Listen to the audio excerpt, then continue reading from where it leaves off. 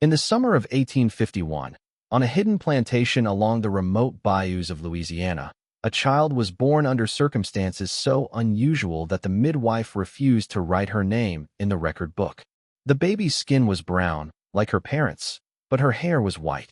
Not pale, not blonde, white, the color of freshly fallen snow. Rumors spread before sunrise. She's cursed. She's a sign. She ain't natural. By midday, the plantation owner, Thomas Hale, a man feared for both his wealth and his silence, demanded to see the child himself. In that dim wooden cabin, lit only by the thin cut of sunlight through the boards, Hale stared at the infant for nearly a full minute without speaking. Her eyes were gray, not cloudy, not ill, just empty, like storm clouds gathering without wind. Hale finally turned and whispered, "No one speaks of this child beyond these fences." And as quickly as she arrived in this world, the secret was born with her. Her given name was Evelyn, but the slaves whispered another, the ghost child, because no one, not even the doctors Hale summoned in secret, could explain how a child born from the fields carried the hair of winter. From infancy, Evelyn lived under rules no other child on the plantation faced. She was not allowed near the church, not allowed near the schoolhouse, not allowed near strangers who arrived to bargain for labor. And most chilling, she was never allowed to look in the mirror because Hale believed reflection gives the curse a door. Her parents, Ruth and Jonah, were forbidden to hold her in public. Hale's overseers would watch, report, and punish. A room was set aside for Evelyn above the old grain store. A room she did not leave, except at night. Some said they heard footsteps. Others said they heard humming. A few claimed they heard two voices, though the girl lived alone. The plantation workers quietly began to believe something unspoken. Evelyn was not just being hidden. She was being protected, or worse, contained. At age 6, Evelyn vanished. No doors broken, no footprints in mud, no witnesses. The panic was silent but suffocating. Slaves searched fields, barns, the swamp path.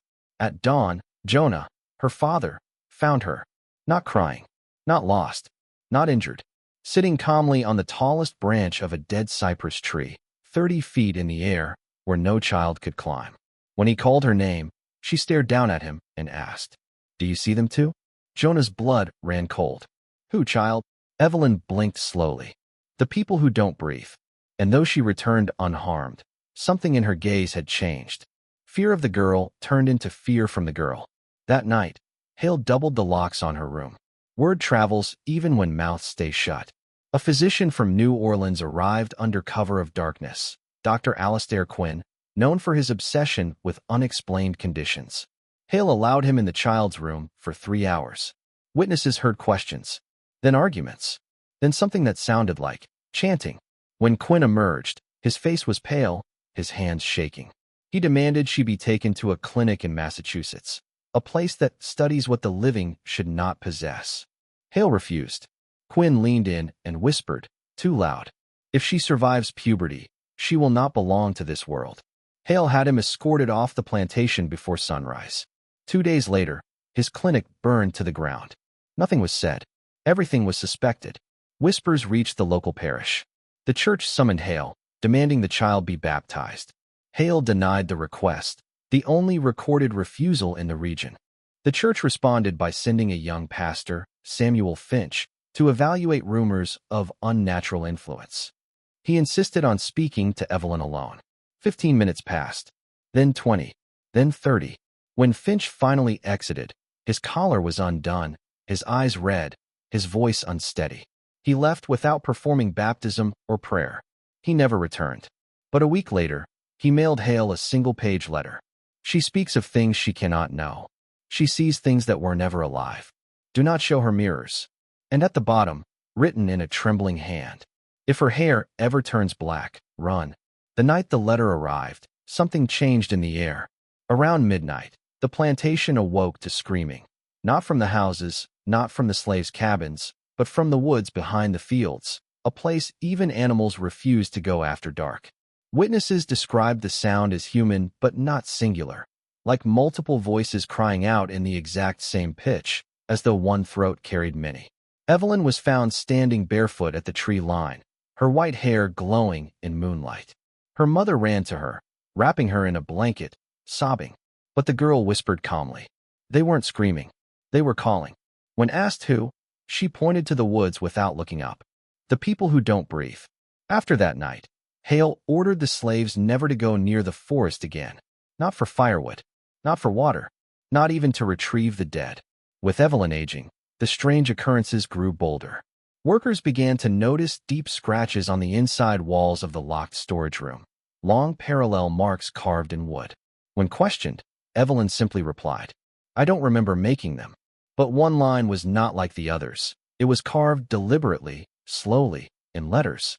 "Return what was taken." Hale demanded to know who helped her. Evelyn looked straight into his eyes for the first time and said, "You did." The overseers claimed Hale did not sleep for 2 nights after that. Against all expectation, Dr. Quinn returned, but not as the confident man he once was. He arrived gaunt, desperate, clutching a leather journal scarred with burn marks. He pleaded with Hale. The fire was not an accident. They searched for her. When Hale asked who, Quinn shook his head. Not men. Not spirits. Something in between. He begged for one final examination. This time, Quinn brought a mirror. Hale refused violently. Quinn persisted. "If she sees herself, we may know if she is doorway or anchor." The argument turned physical. Quinn was thrown out again, but the journal was left behind. Hale hid it in his study. He never opened it. Evelyn did. Late one night, Hale found Evelyn in his study. The journal open. Pages turned. Her eyes scanning symbols and drawings of human figures without faces. He shouted, seized the book, but she did not flinch.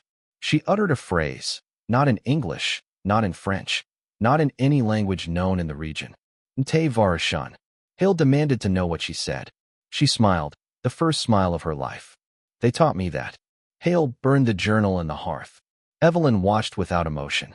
"Fire doesn't stop them," she whispered. At age 10, Evelyn asked for something no one expected. A mirror. Ruth refused. Jonah forbade it. But Hale, growing old, paranoid, and desperate for answers, agreed. He ordered a small hand mirror from New Orleans and kept it locked until the night of a violent storm. Wind shook the foundation. Lightning made daylight of midnight. Hale entered Evelyn's room, mirror wrapped in cloth. Conversation between them was brief. "Hale, do you understand what this is?" Evelyn, a question. Hale, and the answer? Evelyn, not yours. She lifted the mirror. For 3 seconds, she stared. Then she laughed, a chilling, unfamiliar sound. Her mother fainted. Her father crossed himself, though he'd never been taught the sign. Evelyn set the mirror down and said softly, "Now they know where I am." The storm stopped instantly. No wind. No rain. Just silence. After the mirror incident, Evelyn's behavior changed. Not violent. Not hysterical. Just detached. She stopped answering to her name. She rarely blinked. Rarely spoke. Rarely slept, if at all. But most disturbing, she stopped casting a shadow. At first, the adults blamed lamplight. Until midday, cloudless sky, 4 witnesses saw her walk across sunlight, but no darker shape followed. Rumors spread uncontrollably. Some called her chosen. Others called her stolen. Many believed she was never meant for this world. In 1859, a dark carriage arrived without warning.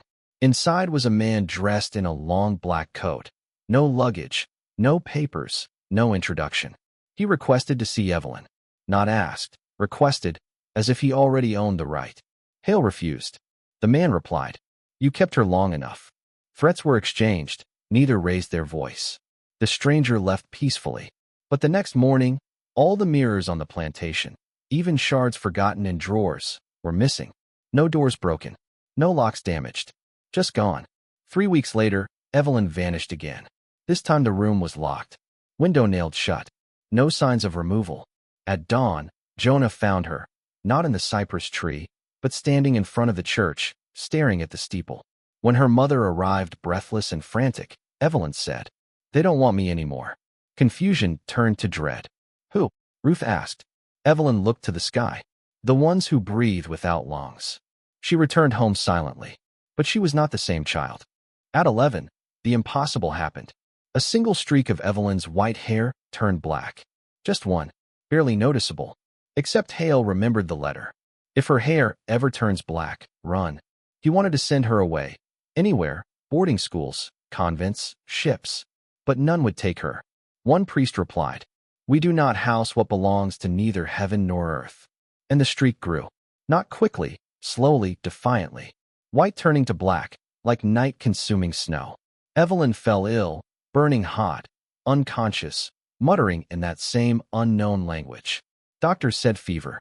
Mothers whispered possession. During her sickness, all dogs vanished from the plantation. Birds stopped landing on the fences. The well water ran black for 7 minutes. 3 workers fled.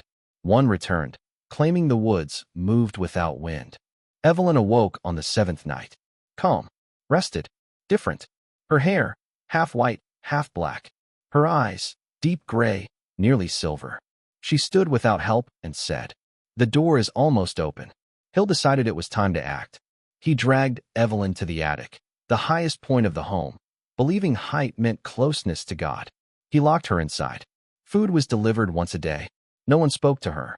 But at night, residents heard footsteps above their room. Pacing, circling, whispering, sometimes more than one pair.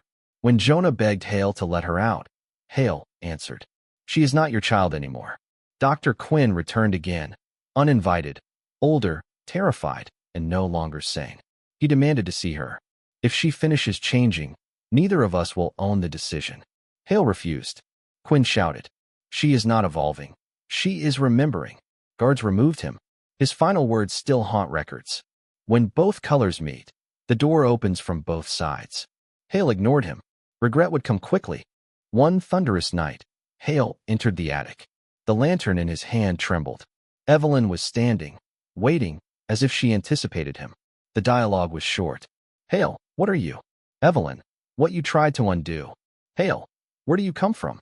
"Evelyn, a place you looked into but did not understand." "Hale, what do they want?" "Evelyn, their child." Lightning struck, but no thunder followed. Then silence. By morning, Evelyn was gone. The lock unbroken. The attic window untouched. She never returned. No sightings. No letters. No body. The only sign left behind. A single white hair. And a single black hair.